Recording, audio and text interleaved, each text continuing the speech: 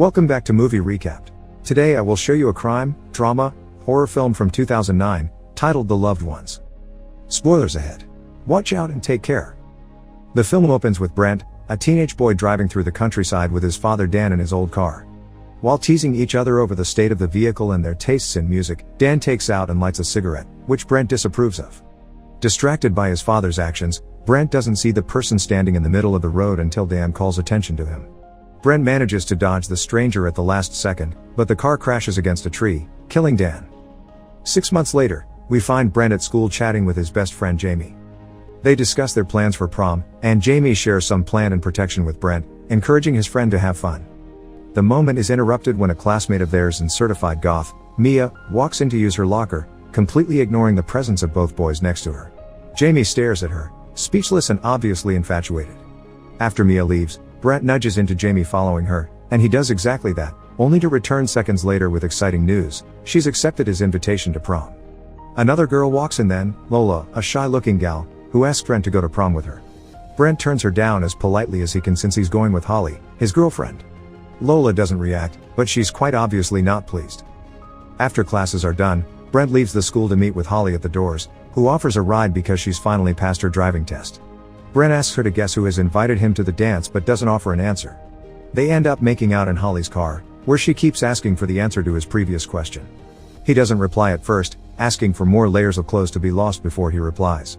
When Holly takes off his shirt, we get to see various scars on Brent's body and a razor blade hanging on his necklace. Cutting and smoking seem to be the method Brent has chosen to deal with the trauma and guilt left by his father's death. As their making out becomes more intimate, the couple becomes unaware of their surroundings and, most importantly, of the fact Lola is outside the car watching them through the window with increasing irritation.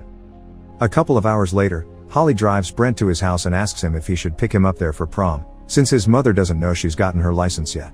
It seems Brent and cars are a touchy topic in the household, but he promises he'll tell her later. He doesn't return Holly's "I love you," but as he gets off the car, he finally shares with her the answer to his question: it was Lola who invited him to prom. After Holly is gone, he enters his house and goes directly to his room, where he is writing some stuff down in the dark while listening to heavy metal music. His mother, Carla, interrupts him, expressing disapproval when she learns Holly will be driving Brent to prom. The way she words things makes Brent think she blames him for his father's death. Feeling angry and frustrated after such a talk, Brent leaves the house together with his dog, heavy metal music playing on his earbuds and the necklace held so tightly in his fist that it hurts him. He should be getting ready for prom, as we see Holly doing in her own place, but instead he enters a rocky, isolated area where he starts climbing a cliff and enjoying the thrill of the danger. Once he makes it to the top, he smokes while listening to his music, which doesn't allow him to hear his dog barking angrily at something. His mother tries to reach him on his phone, but he ignores the call just as a figure approaches him from behind and covers his face with a piece of cloth, intending to knock him out.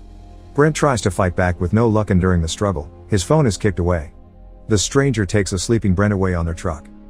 Meanwhile, back in town, Jamie is picking Mia up at her house. She doesn't look very excited at the prospect of prom, only getting more annoyed when her mother and father, a police officer, ask them to wait so they can take a picture. In another part of town, we see a very excited Holly arriving at Brent's place, only to be approached by his mother, who a moment ago was at the cliffs, worriedly looking for her son.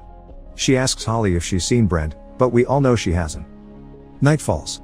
Jamie and Mia are on their way to prom. Holly and Carla continue to try to reach Brent on the phone to no avail, but they finally get a clue when they hear whining outside. Brent's dog is back and he's quite hurt.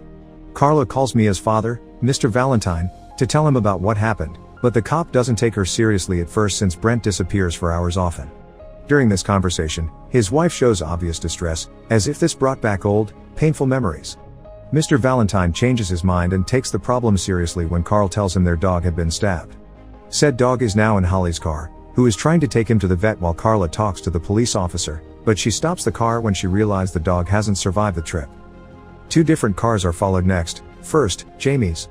He and Mia have made it to prom and they enter the school ground together, although Mia is obviously not in her best condition.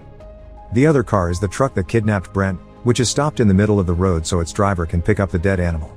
The truck then goes on until they make it to a house in the middle of the countryside, and when the canvas covering the back is lifted, the kidnappers are finally revealed. It's Lola and her father, Eric. Lola is worried that Brent may have died, but Eric checks his pulse and assures her he isn't, which makes her bend over Brent and check herself by putting her ear on his chest and making sounds to the rhythm of his heartbeat. Lola and Eric enter the house, carrying Brent with them. Lola goes to her very unsettling and honestly kinda creepy room to update her scrapbook with a picture of Brent. Her father interrupts her when he brings him a gift, a pink dress and a pair of shoes to match. He intends to leave while she changes, but she asks him to stay so he can tell her how she looks, which ends up with Eric giving her daughters undressed very inappropriate glances. They go to the dining room then, where Brent is waking up to find this strange house decorated to simulate prom. He's been changed into a suit and tied to a chair in front of table where other 3 people also dressing rather nicely sit: Lola, Eric and a woman with a round scar on her forehead that Lola calls Bright Eyes. She seems to be out of it. Eric leaves his seat to grab Brent so Lola can inject bleach into his throat to destroy his vocal cords. They smile and tease Brent while doing it, as if it was just a cute little game. After the injection is done, Lola sits on Brent's lap and asks her dad for a picture. Eric takes it, but asks for a second one together with Bright Eyes. Lola isn't happy with this idea but accepts anyway. Bright Eyes is dragged onto Brent's lap as well, and she yells when Lola pulls her hair for the photograph. Back in the school, Jamie and Mia drink and smoke inside the car while listening to heavy metal, not joining the party just yet. In contrast to this, we see Lola's house again, where she and her father are enjoying takeout chicken while Brent tries to undo the knots of the rope that ties him and Bright Eyes stares at nothing.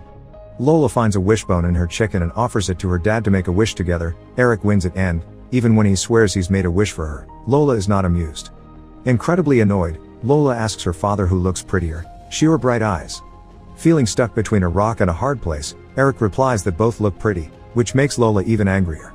She starts force-feeding chicken and milk to Bright Eyes and, when she realized Brent is watching, decides to try to do the same to him while using baby talk. Since Brent won't open his mouth for her, Eric stands up and goes to pick a hammer that he brings back to the table as a threat.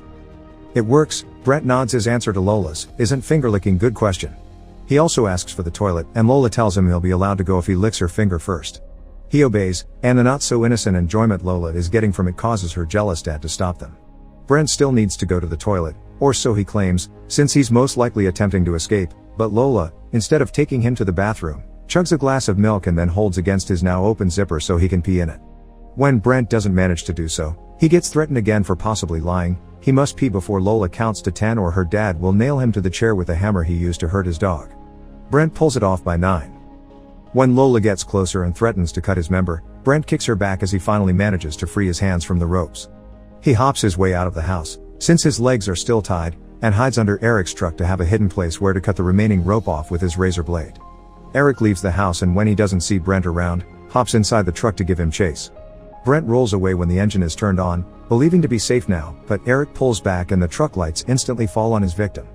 Brent runs away and climbs a tree where the truck crashes when Eric goes after him. He walks around the tree without knowing what to do, but Lola arrives then with a flashlight that allows them to see Brent clearly among the branches. They start throwing rocks at him, laughing and clearly enjoying his pain, until Brent finally falls, first hitting the truck and then the ground. They take him back to the house, where he's tied to a chair again. Eric proceeds to hammer a knife on Brent's feet as punishment for hitting Lola. At first Lola just watches, but then she moves to sit on Brent's lap, asking him to cry. But he doesn't, which makes her frustrated and angry.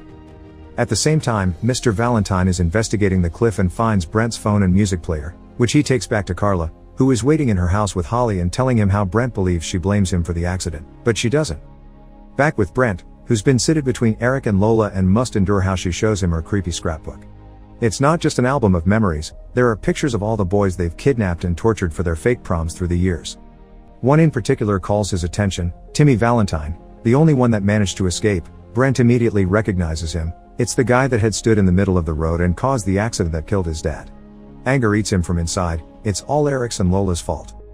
Lola tells her dad he's ready to draw on Brent, and after a quick cut to the school to see that Jamie and Mia still haven't left the car, we see the results of Lola's drawing. Using a fork, she's carved their initials inside a heart on Brent's chest. Both her and Eric proceed to throw salt at the wound, making Brent scream and wiggle in pain while they make fun of him for it. While Brent is being punished, her mom is still in their house, waiting for news. Same for Holly, who finds the card Brent had prepared for her and contained the words "I love you" that he owed her. And at school, Jamie and Mia finally decide to leave the car, even if Mia can barely stand, not feeling very well. It's time for the coronation at Lola's prom. She's the queen, of course, and Brent is named king. All of them get paper crowns, even Eric, who takes a picture of the royal couple before his daughter decides to play some music. It's the actual school dance we see first, though Mia and Jamie are slow dancing together, and Mia starts touching Jamie's groin, getting stares from everyone around them and the attention of a teacher, who kicks them out of the party. Meanwhile, Lola is trying to dance with Brent as well while her father throws glitter at them. She explains to him that the song they're listening to is the one she wants to be played during her wedding, which she'll have when she finally finds her prince. Brent isn't her prince, however, so she asks her dad to dance with her instead. Lola tells Eric he is her prince, always has been, and there will be nobody good enough to ever replace him. She closes her eyes and leans in for a kiss. Eric hesitates at first, but as he gives up and leans in to kiss Lola, they're cut off by Brent making noise. He's noticed his razor blade on the chair and he sat on it on purpose to hide it. We cut to Holly again then, who is talking to Mr. Valentine. The cop promises he sent out an investigation team and will contact her if he has any news. Holly returns to Brent's room and, after failing to contact her mother on the phone because of the late hours, she cries her heart off. At Lola's, we see Eric preparing the roadkill they picked up earlier and passing it to his daughter before grabbing a bucket of water. Under Brent's watching eyes and while he tries once again to cut the rope with his blade, they go into the living room and move the carpet to reveal a secret door on the floor. Screeching from various creatures can be heard when they open it to feed them with the animal and throw the water at them. A little image parallelism occurs then. Eric leaves the house to grab his tools at the same time a professor leaves the school to find Jamie and Mia making love inside the car.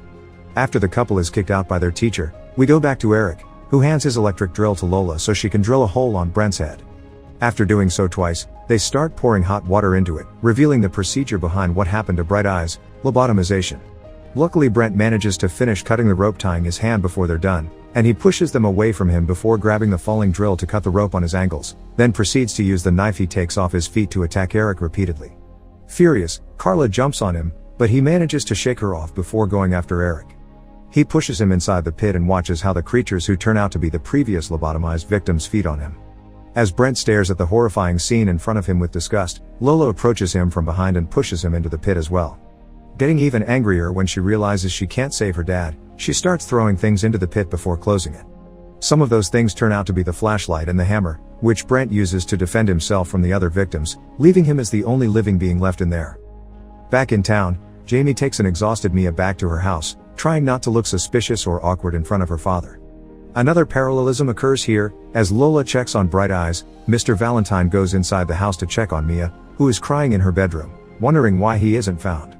He goes back to his own bedroom then, and he tells his wife Mia is fine while looking at a picture on his night table. It's Timmy Valentine, the victim that escaped, his son and Mia's brother, the boy she's asking to be found. Another revelation happens while Lola puts a pillow on Bright Eyes' face to get rid of her. The woman had been Lola's mother. Speaking of revelations, Holly has one while sleeping on Brent's bed. He remembers him mentioning Lola's failed invitation to prom, so she decides to call Mr. Valentine and inform him of this. Mr. Valentine quickly gets in his car and drives to Lola's house, where he breaks in after seeing the blood on the floor through the window. He manages to find the pit thanks to the noises Brent is making by throwing bones at the doors, but right after he opens it, Lola appears behind him and pushes him in as he did with Brent. She walks back when he tries to shoot her with the officer's gun, then grabs the knife and Brent's necklace, which she puts around her own neck. Before leaving the house, she tells Brent that she'll go after Carla and Holly to hurt them like Brent hurt her and her dad. The doors of the pit are left open. Morning comes. Brent is still in the pit, and after watching the piles of bones for a while, he gets an idea.